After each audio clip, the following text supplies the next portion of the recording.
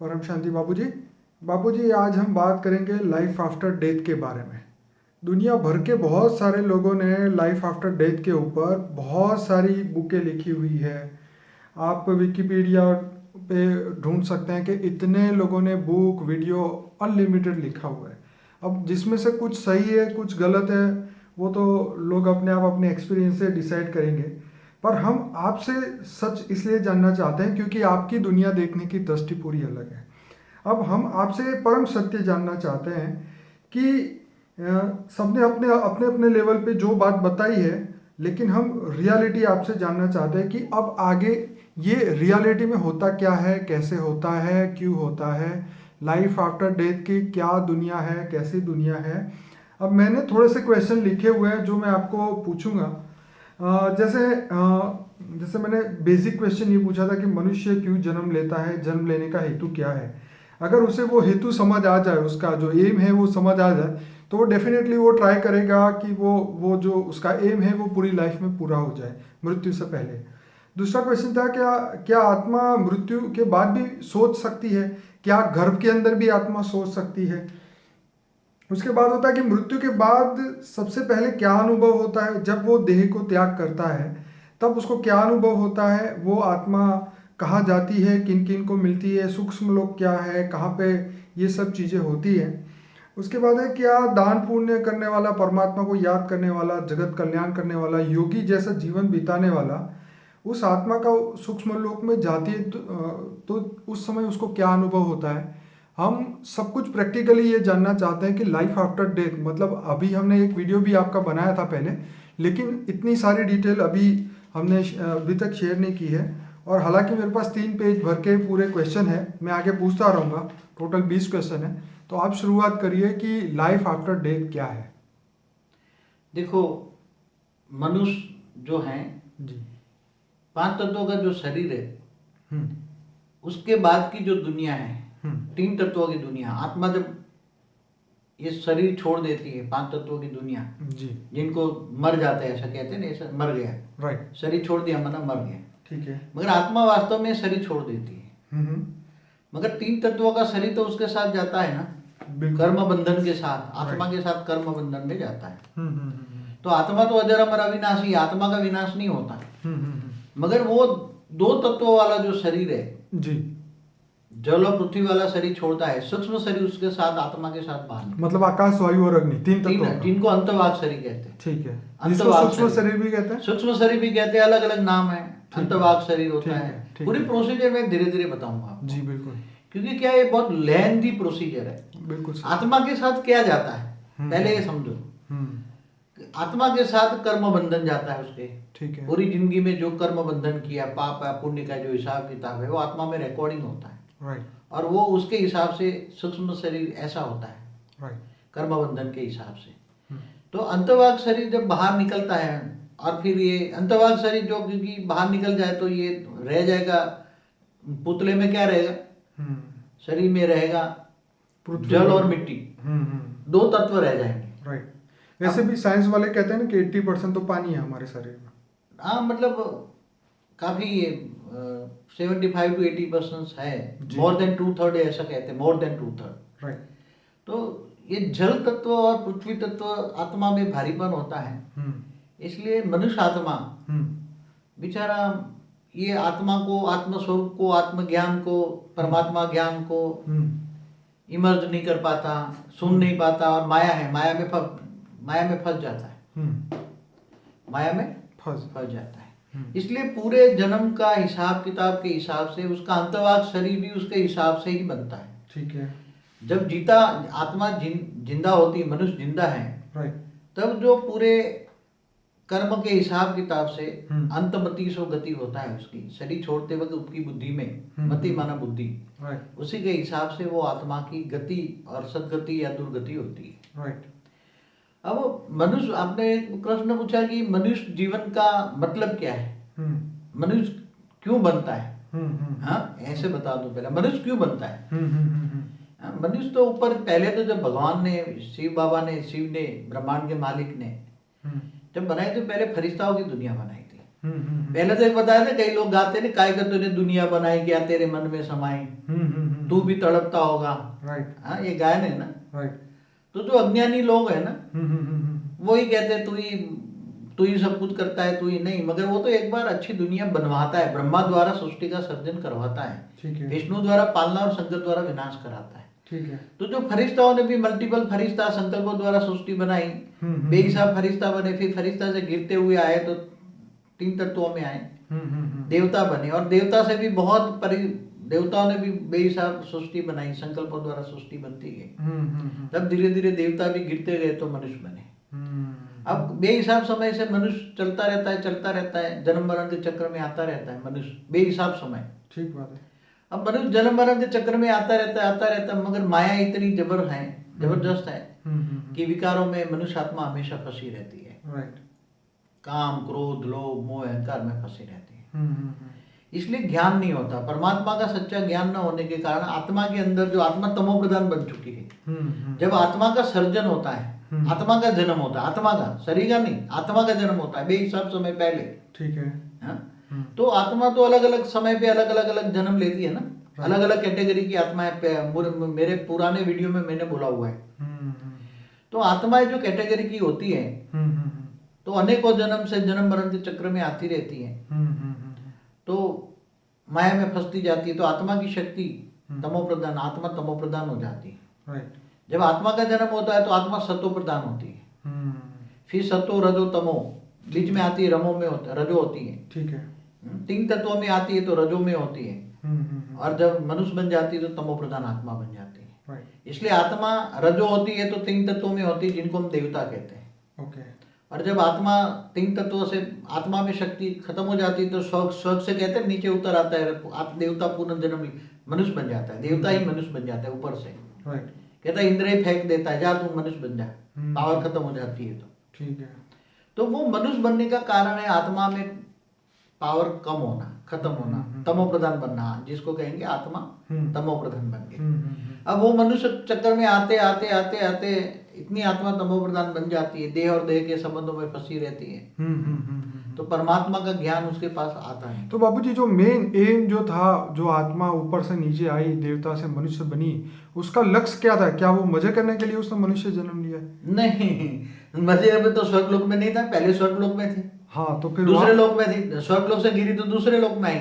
ठीक है। फिर नीचे तीसरे, मतलब धरती पर आने से पहले दूसरे लोक में आती है। ठीक है। देखो, देवता नीचे आते हैं तो दूसरे लोक में आके कई देवता पुरुषार्थ करते वापस तीसरे लोक में चले जाते हैं। अच्छा, मतलब वो मनुष्य बन के फिर योगी की तरह जीवन बिता के वापिस परमात्मा को याद करके फिर देवताई पद पाते हैं। ऐसा है कि देवता, जब देवताई पद पाने के लिए कई स्वर्गलोक में भी पुरुषार्थ होते हैं, उनको देवता नहीं चाहिए। हाँ, उससे भी ऊपर जाना है, तीसरे लोक से ऊपर उनको जाना है। ये देवता तो माया है, क्या है? माया है। राइट। देवताओं के पास महामाया है।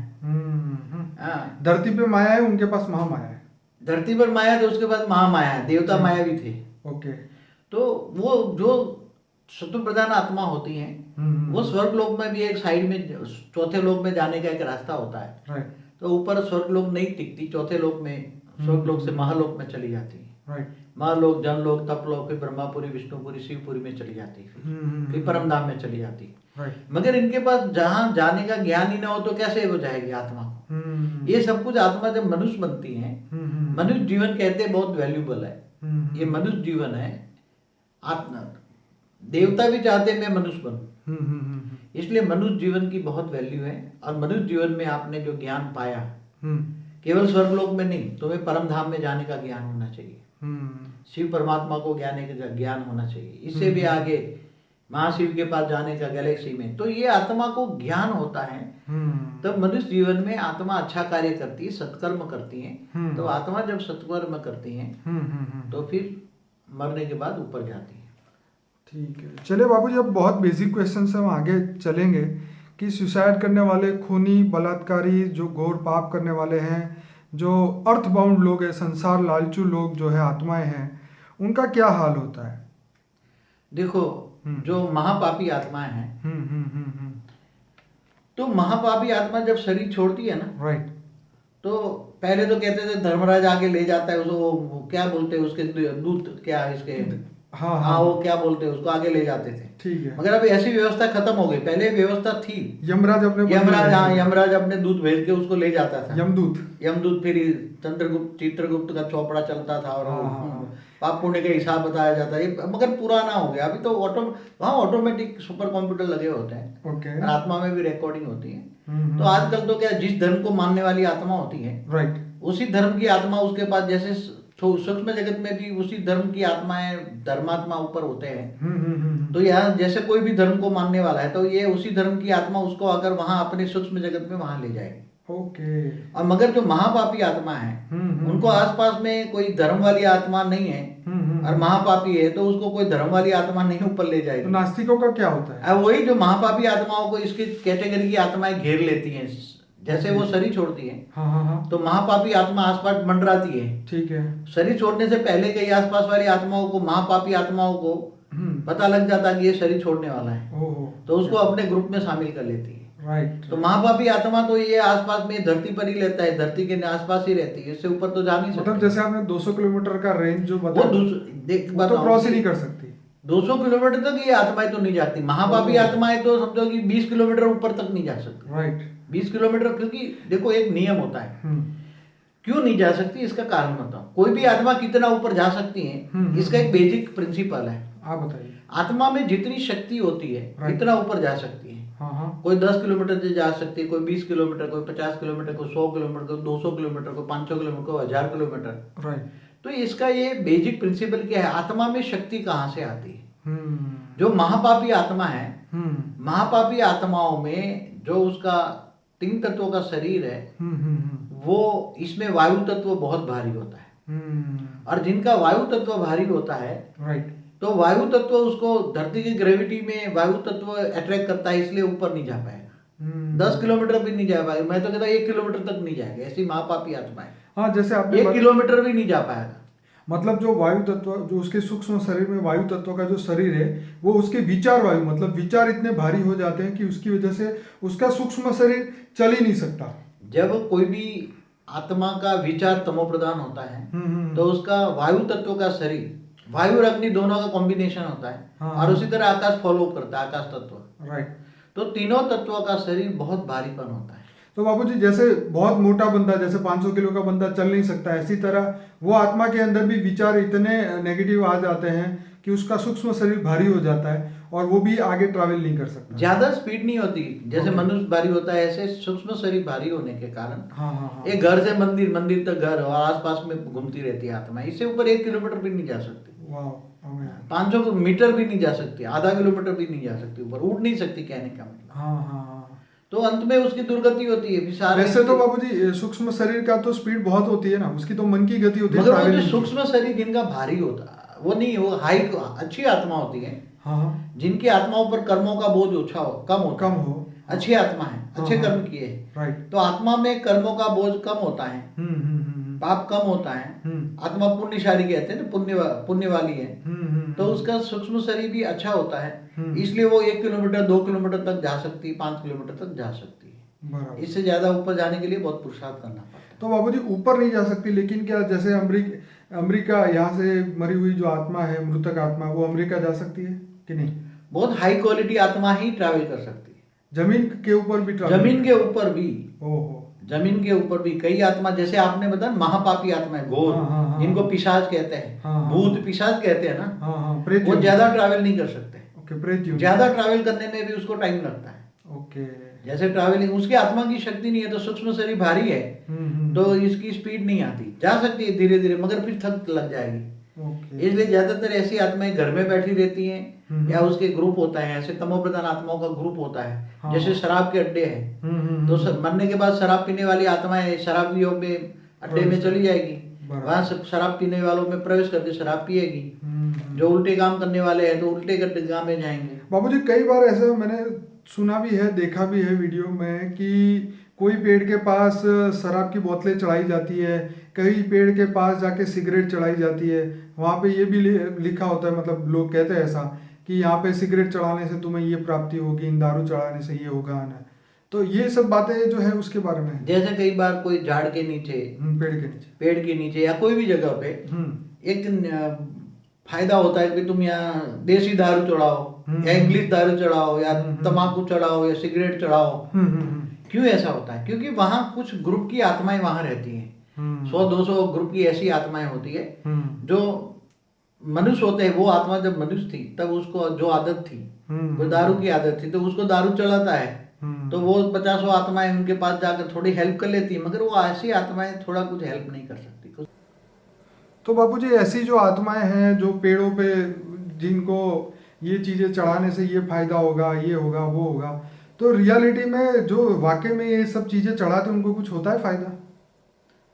मैं समझता हूँ कि जो आत्माएं ऐसे मांगती है, हाँ, जो भूत प्रेत हम कहेंगे, पिशाच, हाँ बिल्कुल, ऐसी आत्माएं जो दारू पीती हैं, सिगरेट पीती हैं, जो भी वासना है, वासना युक्त आत्माएं, क्या इसमें पावर ही नहीं है तो दूसरों को क्या हेल्प करेंगे? ये तो बाबूजी बहुत बड़ी लोगों को ये सुनने वाली बात है। लोग पागल है कि जहाँ के दारू चढ़ाते हैं, सिगरेट चढ़ाते हैं, जो जिनको तुम दे रहे हो वही भूखा बैठा है, वो तुम्हें क्या देगा? पहली बात ही है। हाँ, तो जो वासना युक्त आत्मा, मतलब उसको चाहिए, हाँ, ये चाहिए, ये चाहिए। मनुष्य अवतार में जो वासना रह गई है, वो अधूरी वासना, वो भूत प्रेत पर के किसी में प्रवेश करके वासना पूरी करते। मैं एग्जांपल दूं, कईयों में भूत प्रवेश करके बोलते हैं भाई मेरे को दारू दे, मटन दे, ये खाना दे, मेरे को ये दे, तो मैं चली जाऊंगी। फिर इसको बहुत खिलाते हैं। मैंने अपनी नजरों के सामने कई आत्माओं को, जो नॉनवेज ब्राह्मण होते थे, उसमें भूत एक जिन घुस गया ऐसे, जो मुसलमानी भूत था, तो उसने बोला कि मेरे को तो ये खाना है। क्या वो तो ब्राह्मण था, नॉनवेज खाना। हाँ, तो उसके घर वाले क्या करेंगे? तो वे जो उसको ओझा था ना, उसको निकालने वाला, अगर जब तक उसको ये खिलाओगे नहीं तो जाएगा ही नहीं। तो उसको फिर मुश्किल से नॉनवेज खिलाना पड़ा। और जब वो नॉनवेज इतना खा गया, वो पतला सुकला था, इतना खा गया कि उसके शरीर के बराबर का वजन का इतना खा गया। फिर एक बार मैं किसी के यहाँ था, मुझे बचपन से शौक था, गांव में भी शौक था कि जहाँ भूत प्रेत निकालते थे मैं वहां चले जाते, जहाँ डाकले, गुजराती में बोलते डाकले बसते हैं, तो भूत भूत बुलाते थे, प्रवेश कराते थे, फिर बोले हाँ तू बोल क्या। तो बहुत झूठे होते हैं भूत प्रेत भी, इतना झूठ बोलते हैं, इतना झूठ बोलते हैं। जो इंसान जिंदे में झूठा है तो मरने के बाद तो महाझूठा ही बनेगा। तो महाझूठा, महापापी आत्माओं की ऐसी हालत होती है। फिर दूसरों में प्रवेश करके उल्टा फुल्टा बहुत, आज जो नेगेटिव काम हो रहा है, जैसे रेप हो रहा है, तो एक दूसरे में प्रवेश करके ऐसा काम करते हैं। 80 साल के बुढ़े में प्रवेश करा के छोटी बच्चियों पे रेप करता है, तो कौन करता है? ये ऐसे ही करते हैं ना, मगर दुनिया समझ नहीं पाती आजकल। तो बाबूजी जो लोग डेथ में, जिनके एक्सीडेंट में मृत्यु होती है, उनका क्या होता है? जो मृत्यु अंतमति सो गति, अचानक मृत्यु हो जाती। मगर एक बात बताओ, एक्सीडेंट भी कौन करवाते हैं? मैं आपको बताऊं, ये एक्सीडेंट नेचुरल नहीं होते। जैसे कर्मों के हिसाब किताब से तो ठीक है, मगर जब एक एक्सीडेंट जोन होता है, जहाँ टर्निंग पॉइंट होता है, जैसे बर्मुडा ट्रायंगल है, वहां तो शिप भी खो जाती है, प्लेन भी खो जाते हैं, वो तो ऊपर से कुछ मिलता ही नहीं है। एक्चुअली मैं एक दिन ऊपर से देखा था, मैंने समाधि अवस्था में उसको मैंने देखा था टीवी में, ये एंगल के बारे में, क्या वो क्या बोलते हैं उसको, बर्मुडा एंगल, ट्रायंगल जो भी है।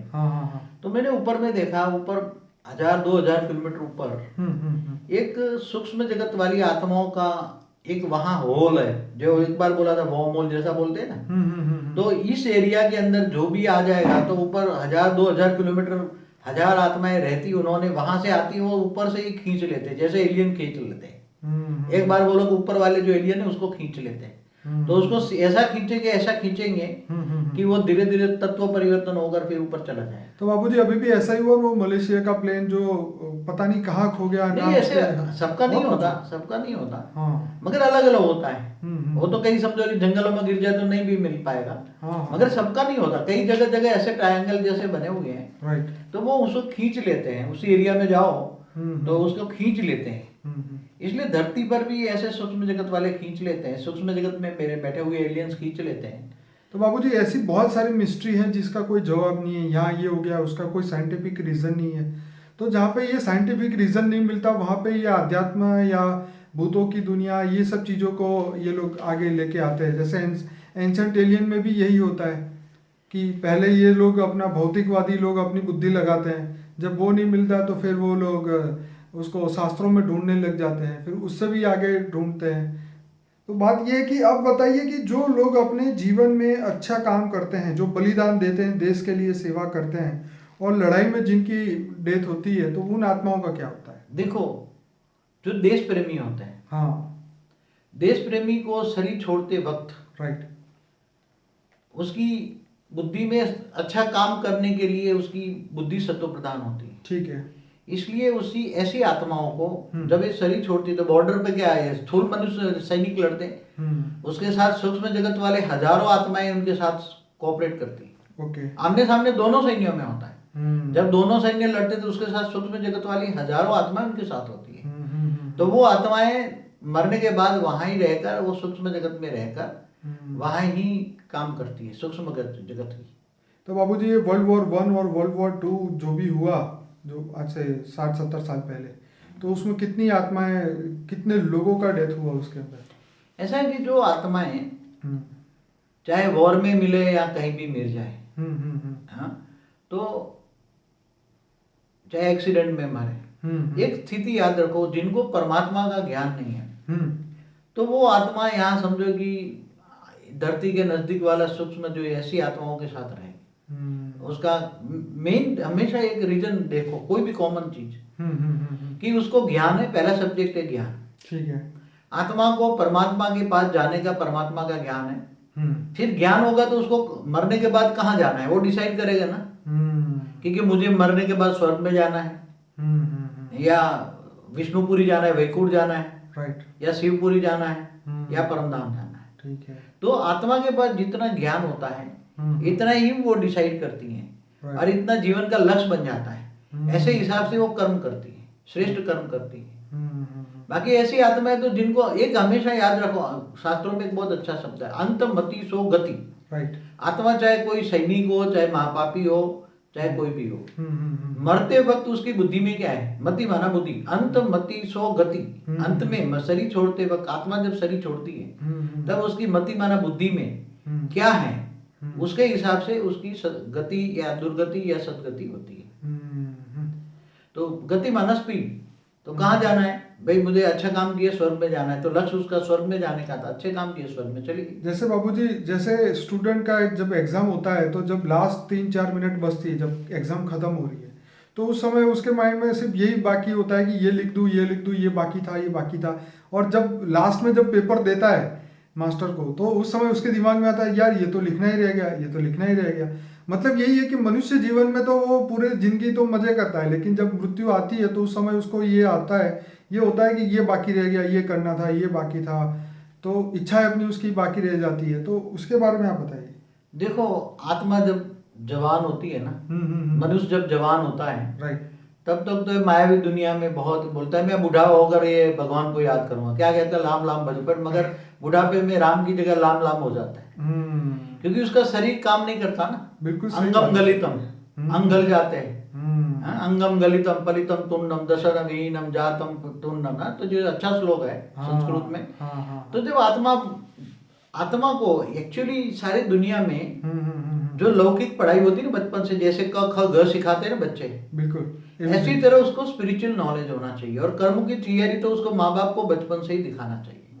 इसलिए आज दुनिया की हालत क्यों हुई है, क्योंकि माँ बाप ही नहीं जानते, तो माँ बाप को ही कर्मों की थियरी का पता नहीं, उनको भी स्पिरिचुअल नॉलेज नहीं है, तो वो क्या अपने बच्चों को सिखाएंगे। और स्कूल में तो क्या है, ओनली क्या है, फिजिकल पढ़ाई है, भौतिक पढ़ाई है, मटेरियलिज्म की पढ़ाई है, बस मुझे डॉक्टर बनना है, इंजीनियर, पूरी जिंदगी डॉक्टर इंजीनियर बनेगा, मगर ये कर्मों की थियरी, आत्मज्ञान, परमात्मा ज्ञान तो उसको मिलता ही नहीं। ना तो वो एक अच्छा मनुष्य बन सकता है और ना ही मृत्यु के बाद वो अपनी आत्मा की सदगति कर सकता है। ये ज्ञान तो दुनिया में अपने बच्चों को कोई देता ही नहीं। पहले बहुत अच्छा वैदिक जमाना था, वैदिक काल में तो बचपन से ही, जब उसको बचपन से ही ज्ञान सुनाया जाता था, राइट, माँ बाप के संस्कार थे, वो तो आश्रमों में ही बच्चों को पहले भेज दिया था, तो लौकिक अलौकिक दोनों पढ़ाई साथ होती थी।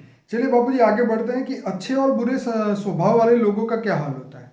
देखिए, जैसे एक इंसान है बहुत अच्छा है, जैसे नरसिंह मेहता है, हमें सब बहुत ही अच्छा सोचा, और एक बंदा है जो पूरी जिंदगी बुरा ही सोचता रहा, हालांकि बुरा नहीं किया, लेकिन ऐसे लोगों की क्या गति होती है। देखो, ऐसा है जैसे नरसिंह मेहता है, तो पूरे जन्म तक उसने राधा कृष्ण की रासलीला के गायन गाए, उसने बहुत अच्छा गाना एक है, उसका ज्ञान देखो कितना ऊंचा ज्ञान है उसका। उसने एक गाया है कि अखिल ब्रह्मांड में एक तू श्री हरि, जुजवे रूपे अनंत भाषे, वेद माँ वेद तू तत्व माँ तत्व तू। तो उसको इतना ज्ञान था। तो ज्ञानी तो आत्माएं तो फिर जो श्री हरि का उपासक था, फिर वो निराकार को भी मानता था। राइट। तो वो जहाँ उसका लक्ष्य होता है, जीने का लक्ष्य होता है, तो अंतमति सुगति ऊपर चला जाता है। और जो दूसरे बताए, क्या बताए, वही अच्छे और बुरे स्वभाव वाली, जो हाँ, बुरे अच्छे स्वभाव और बुरे स्वभाव वाली। हाँ, जैसे अच्छा स्वभाव है, देखो अच्छा तो आपने बताया, बुरे स्वभाव वालों को क्या? बुरे बताए, महापापी आत्मा है, दूसरों को दुख देते हैं, दूसरों का हक छीन लेते हैं, दूसरों को दुख देने का काम करते हैं। तो ऐसी आत्माओं को अंतिम समय में जब शरीर छोड़ने का वक्त आता है, राइट, तब उसको सारी जिंदगी याद आता है। और शरीर छोड़ते वक्त वो शरीर नहीं छोड़ सकता।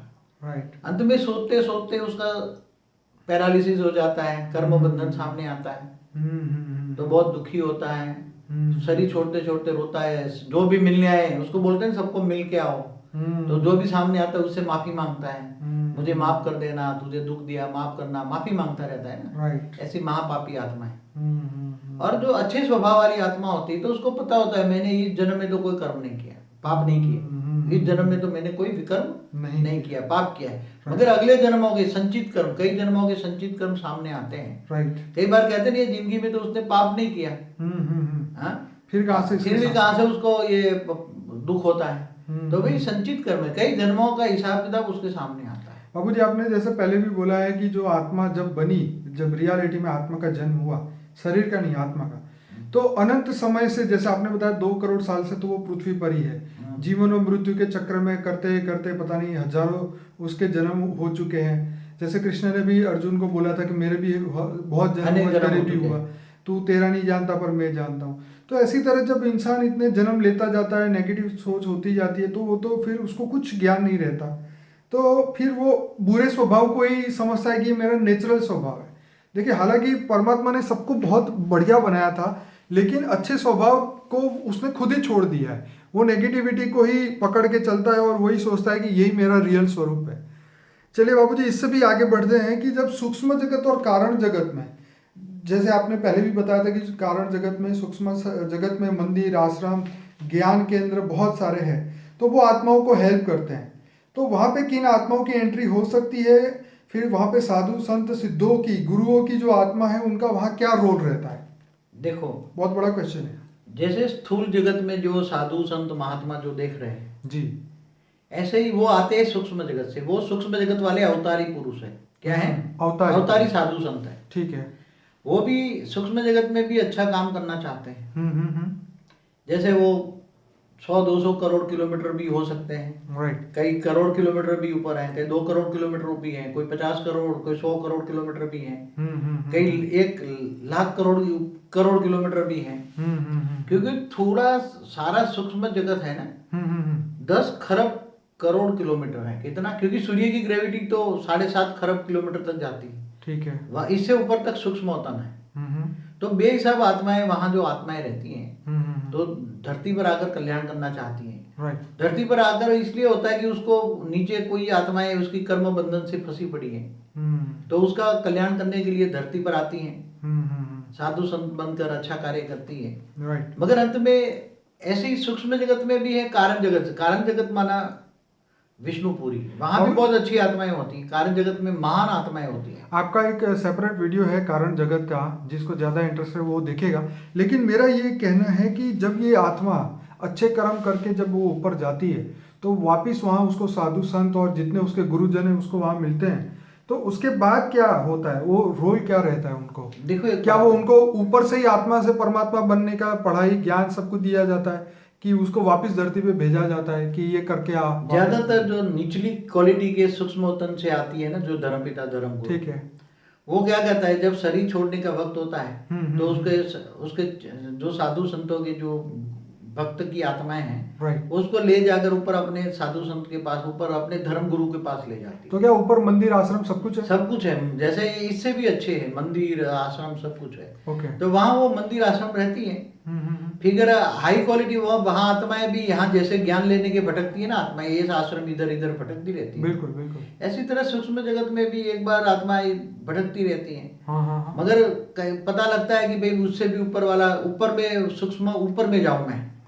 समझो कि 1 लाख करोड़ किलोमीटर ऊपर मैं जाऊं, हाँ, तो वहाँ अच्छे साधु संत बैठे हैं ओके, जो मुझे अच्छा ज्ञान देंगे। जैसे ऋषि, महर्षि, हाँ ब्रह्म ऋषि। हाँ, तो अलग अलग लेयर्स बताए ना, हाँ, जैसे Mahalok, Janlok, Taplok. Right right right. तो जैसे कोई महालोक में पहुंचा तो उससे ऊपर अगर 5वें लोक में, जनलोक में जाने की कोशिश करेगा, राइट, तो वहां ऋषि मुनि उसको ज्ञान देके तुझे ऊपर कहाँ जाना है, कैसे जाना है, उसकी आत्मा की विधि बताते हैं। फिर वो आत्मा तपस्या करती है।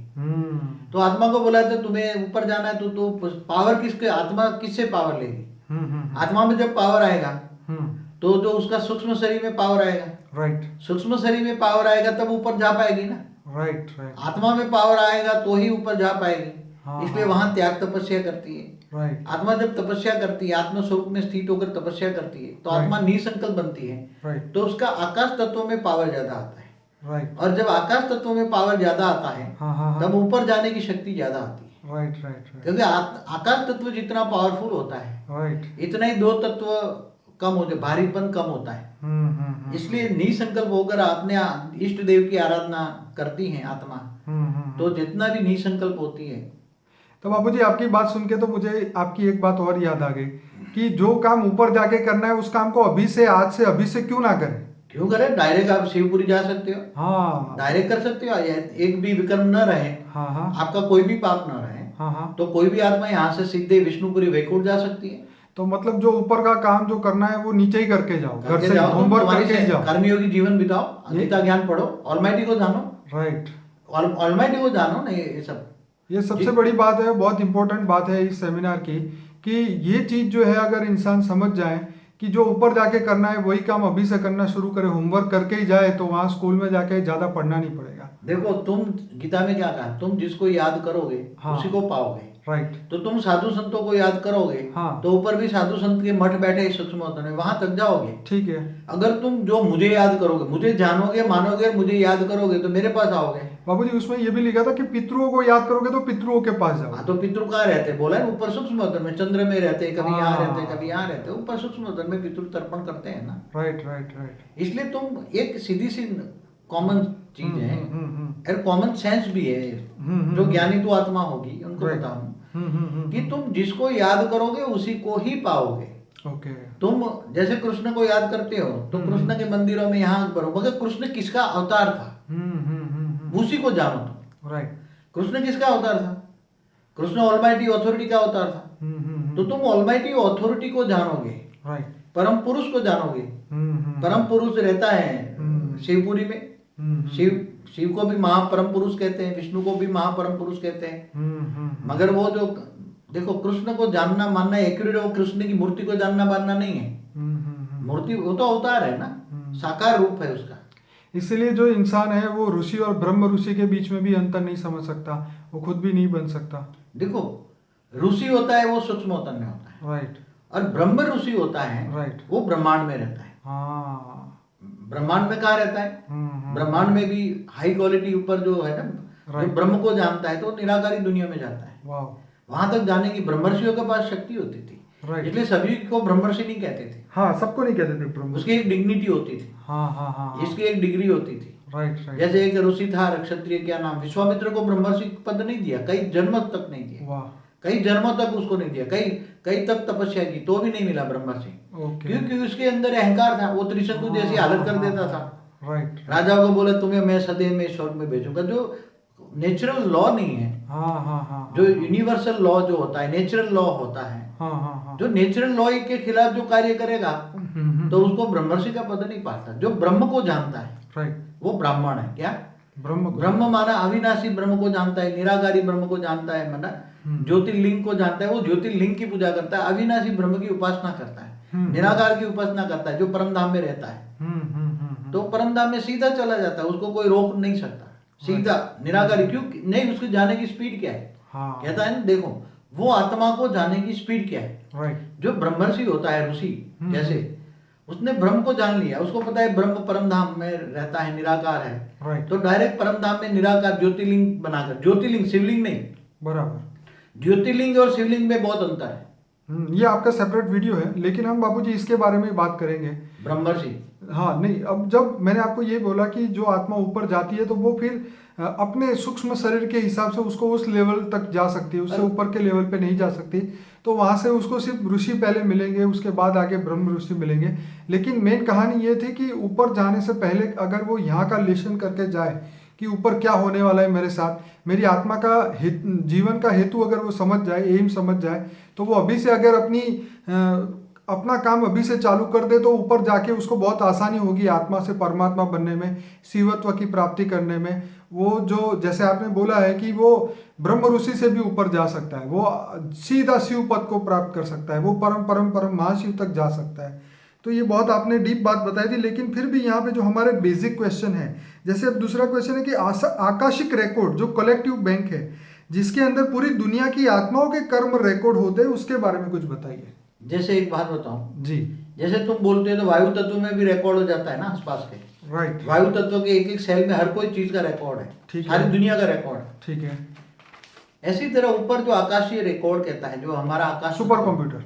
आकाश तत्व में ऑटोमेटिक वो सुपर कंप्यूटर सब में रिकॉर्ड होता है। हम्म। पूरा आकाश तत्व ही सुपर कंप्यूटर है, पूरा आकाश ही सुपर कंप्यूटर है। जैसे बाबूजी कि आपको बीच में बात बोलूं कि जैसे आपने बोला कि हर चीज उस वायुमंडल में रिकॉर्ड होती है, तो कई एग्जाम्पल हमने टीवी में सुने हुए देखे हुए कि कोई ऋषि कोई पेड़ के नीचे तप करता है तो उसके अंदर उस पेड़ में इतनी शक्ति आ जाती है, उस जमीन में इतनी शक्ति आ जाती है, जमीन में से पानी निकलने लगता है, मतलब बहुत सारे वेराइटीज चीजें होती है। और तो ये चीज भी होती है ना, क्योंकि वहाँ के वायुमंडल में ये चीज रिकॉर्ड हो गई है ना उस पावर की। देखो कोई भी ऋषि मुनि कोई भी जगह पे तपस्या करता है, राइट, तो वहां से वो परम तत्व की मात्रा उसके आसपास आती है। राइट। समझो कि 50-100 मीटर की रेंज में वो परम तत्व होते हैं। तो वहां वायु भी परम तत्व का होता है, जो पेड़ होता है पेड़ के अंदर भी परम तत्व जाते हैं, वो जो जमीन होती है जमीन के अंदर भी एक कण कण में परम तत्व जाते हैं, Right. गहराई तक परम तत्व अंदर घुसते हैं। वाह। जैसे 50 मीटर के जाते हैं तो 50 मीटर जमीन के अंदर तक परम तत्व जाते हैं। अरे वाह। हाँ? क्योंकि जमीन के अंदर भी तो आकाश तत्व है, जमीन भी एक तत्व है ना, राइट। तो उसके अंदर भी परम तत्व की मात्रा जाती है। तो आप लाखों साल के बाद भी वहां जाओगे, अगर आप थोड़ा सा योग लगाओगे तो आपको वो ऋषि की पावर का एहसास होगा। इसीलिए कई कई जगह बहुत स्पेशल होती है।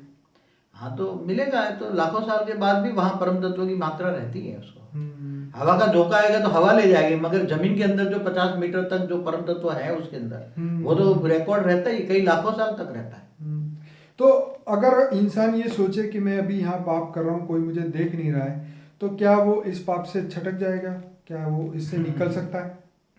ऊपर में सब कुछ रिकॉर्ड हो रहा है, राइट, उसका सारा रिकॉर्ड वायुमंडल में भी रिकॉर्ड हो रहा है, राइट, आकाशीय रिकॉर्ड में, सुपर कंप्यूटरों में भी रिकॉर्ड हो रहा है, राइट।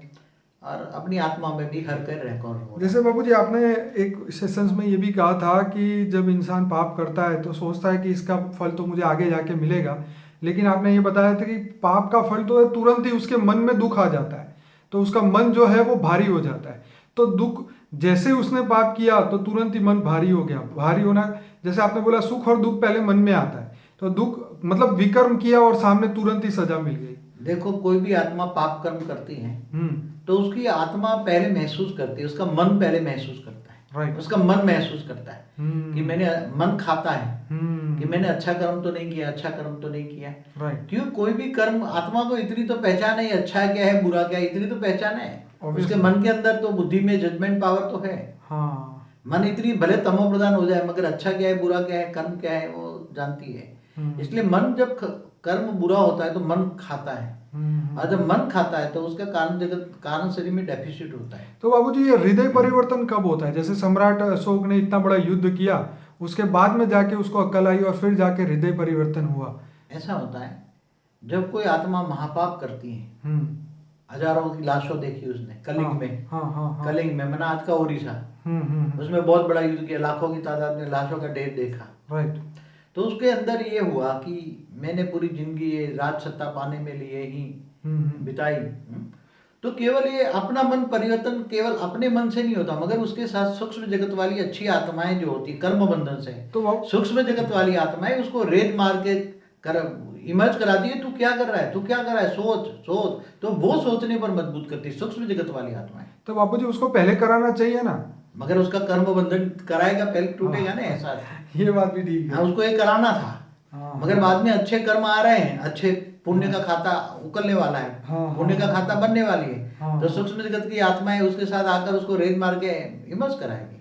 तो इसका मतलब ये है कि अगर हम कुछ बुरा काम कर रहे हैं तो ये समझिए कि हमारा बुरा कर्म आके हमें ये करा रहा है, लेकिन हमें ये भी साथ में रखना चाहिए कि हमारे अच्छे कर्म भी सामने आएंगे और हमारी बुद्धि परिवर्तन होगी। तो ये ऐसा कोई हर कोई नहीं करना चाहिए, ऐसा सोचना नहीं चाहिए। अच्छा, कर्म करने से पहले सोचना चाहिए। राइट। ज्ञानी पुरुष तो सोचने से पहले भी सोचता है कि मैं क्या सोचूं।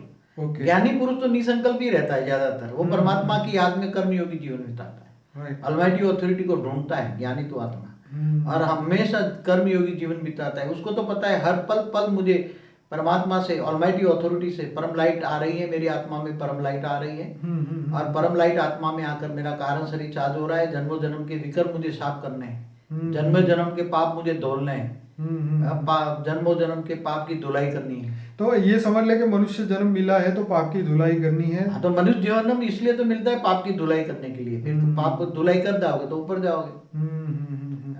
चलिए बाबूजी और आगे बढ़ते हैं कि ये पुनर्जन्म क्यों होता है और उसका रीजन क्या है, किसका जन्म होता है और किसका नहीं होता, कौन डिसाइड करता है कि तू अंबानी के घर जन्म लेगा कि तू गरीब के घर जन्म लेगा, कौन डिसाइड करता है कि तू मेल बनेगा या फीमेल बनेगा, कौन सा शरीर तुझे मिलेगा, ये कौन डिसाइड करता है? देखो ऐसा है, पहले तो ऊपर चित्रगुप्त बैठता था पहले, बहुत जमाने में, बहुत पुरानी बात हो गई। हाँ, ये तो बहुत हमेशा परिवर्तन होता रहता है। ठीक है। मगर अभी आत्मा के अंदर हर चीज रिकॉर्ड होती है। जो आत्मा श्रेष्ठ कर्म करती हैं तो थोड़ा ऊपर सूक्ष्म जगत में जाती हैं, राइट।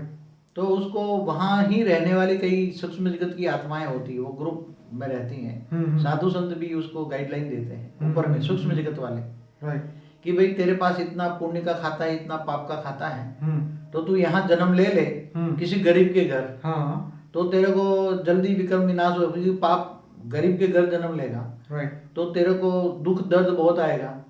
दुख दर्द बहुत आएगा तो तू भगवान को ज्यादा याद करेगा, और परमात्मा को ज्यादा याद करेगा तो तेरे विक्रम विनाश कर जाएंगे। तो बाबूजी जो लोग अंधे पैदा होते हैं, बच्चे या हैंडीकैप पैदा होते हैं, वो जानबूझ के, सूक्ष्म जगत वाले उसको जानबूझ के ऐसा करने का आग्रह करते हैं। वाह। वो संकल्प लेके ही ऐसा बनना चाहते हैं कि मैं लूला लंगड़ा बनूं तो मेरे एक जन्म के अंदर कई जन्मों के पाप कट जाए। इसलिए वो ऊपर सूक्ष्म जगत वाले ऊपर बड़े बड़े ऋषि मुनि बैठे हैं, वो तो उसको गाइडलाइन देते हैं, क्योंकि तुम्हें पाप बंधन करना है, पाप से कटना है, कर्मातीत अवस्था जल्दी निकलना है तो तू लूला लंगड़ा अंधा लूला लंग बन जा और कर्मातीत अवस्था हो जाए। जैसे डॉक्टर के पास जाता है तो डॉक्टर तीनों ऑप्शन देता है, पहले दवाई से ठीक होना है कि इंजेक्शन से होना है कि फिर सीधे सर्जरी कर दे, तो जैसा कारण वैसा उसका निवारण। देखो अगर सूक्ष्म जगत में रहकर अगर कोई पाप धुलना चाहता है तो उसमें बहुत टाइम लगता है। इसलिए क्या कहते हैं, एक जन्म तू नीचे चक्कर मार के आजा, जरा विक्रम विनाश करके आजा, लूला लंगड़ा बन के। सब लूला लंगड़ा अंधा बनेगा तो सब उसको नफरत करेंगे ना, तो सबकी जो नफरत करेंगे तो उसका पाप धुलता जाएगा। तो बापूजी वो तो आके भगवान को इतनी गालियां देता है कि मुझे क्यों लूला लंगड़ा बनाया, मगर वो भूल जाता है मैं कौन हूँ। वो तो जब मनुष्य अवतार में जब धारण करता है, जब गर्भ में आत्मा आती है, तो जब पहले तो जब गर्भ में धारण करने वाली आत्मा कौन होती है, कहते हैं तो एक सूक्ष्म सेल होता है, एक सेल होता है, जिनको हम कहते हैं निराकारी आत्मा की निराकारी स्टेज, एक सेल बन के निराकारी स्टेज एक सेल बन जाती है, ठीक है, एक एटम बन जाती है। और वो जब फिर 3-4 महीने का होता है, धीरे धीरे बॉडी बनता जाता है, और फिर जब 5-6-7 महीने की आत्मा होती है तो उसको एहसास होता है। तो ये सब मगर भूल जाती है, अगले जन्म का धीरे धीरे भूल जाती है सब। बाबूजी मेरा एक क्वेश्चन सॉल्व कीजिए कि जैसे मैंने आपसे पहले सुना हुआ था कि जब वो उसकी सूक्ष्म शरीर के अंदर इतनी डेफिसिट हो जाती है तो जैसे उसका हाथ या पैर, जैसे हैंडीकैप पैदा होने से पहले उसका सूक्ष्म शरीर ऐसा हो जाता है, और रियलिटी में जब उसको पुनर्जन्म के लिए भेज दिया जाता है धरती पे, तो उसके सूक्ष्म शरीर के हिसाब से ही उसका फिर ये शरीर बनना शुरू होता है। जैसे अंधा बच्चा है तो वो उसकी सूक्ष्म शरीर में उसकी आंख पहले खराब होती है। हाँ बरोबर है, जब आत्मा महापापी होती, महाघाती होती है, हाँ, तो उसका सूक्ष्म शरीर ही ऐसा हो जाता है, उसमें डेफिसिट होती है, सूक्ष्म शरीर में डेफिसिट होती है। ओके। तो फिर ऊपर से सब बताते हैं कि ये डेफिसिट पूरी करनी है तो मनुष्य अवतार में जाओ और विक्रम विनाश कर, पाप धुलाई कर दो। तो बापूजी ऐसा भी होता है कि जैसे बहुत अच्छा बंदा हो लेकिन बैठे बैठे अंधा हो जाता है, या बैठे बैठे उसको कोई प्रॉब्लम होता है, तो उस समय फिर उसका पाप का बोझ उस समय पे उसके सामने आ जाता होगा, उसका सूक्ष्म शरीर काला हो जाता होगा, ऐसा जैसे आपने बताया। ऐसा होता है। ज्यादातर स्थूल जगत के आसपास सूक्ष्म जगत वाली आत्माएं रहती हैं। ठीक है। जब कर्म बंधन सामने आता है कि कहते हैं बैठा बैठा अंधा हो गया, हाँ तो पहले तो उसकी सूक्ष्म शरीर में डेफिसिट होती है, चाहे उसके अंदर शुगर हो, बीपी हो, ये हो, कोई ना कोई डेफिसिट होती है। राइट।